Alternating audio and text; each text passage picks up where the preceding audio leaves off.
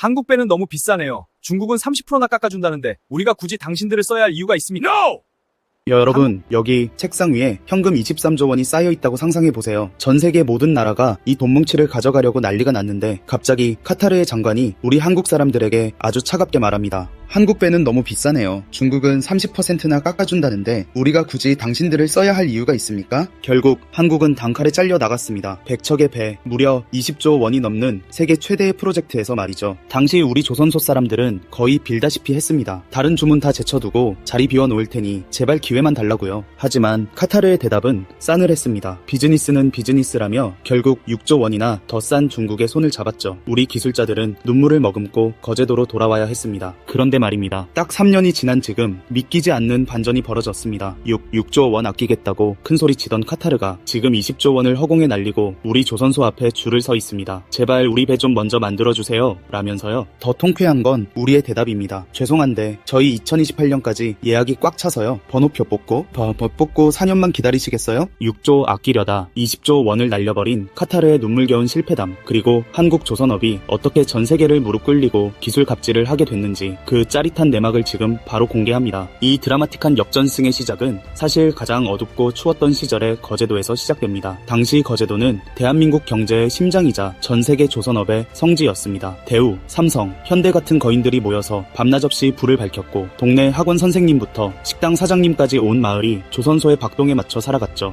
그런데 어느 날 갑자기 그 심장이 멈추기 시작했습니다. 이유가 뭘까요? 바로 옆 동네 중국이었습니다. 중국 정부가 조선업을 통째로 먹겠다며 미친 듯이 돈을 퍼붓기 시작한 겁니다. 배를 만드는 원가보다 더 싼 가격에 물량을 쏟아내니 전 세계 선주들이 어라? 이렇게 싸다고? 하며 전부 중국으로 달려갔습니다. 순식간에 수주 절벽이 찾아왔습니다. 축구장 몇 개를 합쳐놓은 듯한 거대한 작업장, 도크가 텅텅 비기 시작했죠. 여러분, 조선소에서 도크가 비었다는 건 사망 선고나 다름없습니다. 수십 년 동안 0.1mm의 오차도 허용하지 않던 전 세계 최고의 장인들이 하나둘 짐을 싸서 떠나갔습니다. 거제도의 밤거리는 순식간에 유령 도시처럼 변했고 이제 한국 조선업은 끝났다는 절망적인 말들이 가슴을 후벼 팠습니다. 하지만 그 지옥 같은 어둠 속에서도 끝까지 용접봉을 놓지 않고 현장을 지킨 엔지니어들이 있었습니다. 그들은 생각했습니다. 중국이 가격으로 우리를 압박한다면 우리는 아무도 따라올 수 없는 압도적인 기술로 벽을 세워야 한다. 국가 보조금을 퍼붓는 중국을 가격으로 이길 순 없으니 돈을 2배로 주고서라도 한국 배를 살 수밖에 없게 만들자는 독한 결심을 한 겁니다. 그들이 사활을 걸고 매달린 게 바로 LNG 운반선이었습니다. 이건 그냥 배가 아닙니다. 영하 163도에 액화가스를 싣고 달리는 바다 위의 거대한 냉동고이자 정밀기계의 결정체죠. 일반 철판은 이 온도에 닿는 순간 유리처럼 산산조각이 나버립니다. 가스탱크 용접 하나, 단열자의 두께 0.1mm 하나가 배의 운명을 결정짓는 그야말로 신의 영역이라 불리는 기술이었습니다. 우리 엔지니어들은 언젠가 이 기술의 가치가 증명될 날이 올 거라 믿으며 텅 빈 조선소에서 밤을 지새웠습니다. 그렇게 우리 엔지니어들이 이 악물고 버티던 그때 드디어 큰 장이 열렸습니다. 세계 최대의 가스부국 카타르가 20조 원 규모의 배 100척을 주문하겠다고 선언한 거죠. 우리 조선소들은 드디어 살 길이 열렸다고 생각했습니다. 품질은 우리가 세계 최고니까 당연히 우리한테 오겠지 라고 믿었습니다. 그런데 막상 협상장에 가보니 분위기가 이상했습니다. 카타르가 기술력은 안중에도 없고 오로지 가격표만 흔들고 있었거든요. 중국은 배 한 척당 600억 원이나 깎아준다는데 당신들은 왜 이렇게 비쌉니까? 라며 우리를 몰아세웠습니다. 100척이면 자그마치 6조 원 차이입니다. 여러분이 사장이라도 6조 원 앞에서는 흔들리지 않겠어요? 카타르는 결국 배가 다 거기서 거기지라며 중국의 손을 들어줬습니다. 우리 기술자들은 굴욕을 견디며 발길을 돌려야 했고 중국은 이제 한국의 시대는 끝났다며 승전고를 울렸습니다. 하지만 그들이 간과한 게 하나 있었습니다. 정부 보조금으로 가격은 깎을 수 있어도 40년 넘게 쌓아온 우리 장인들의 손끝 기술은 돈으로 살 수 없다라는 사실이었죠.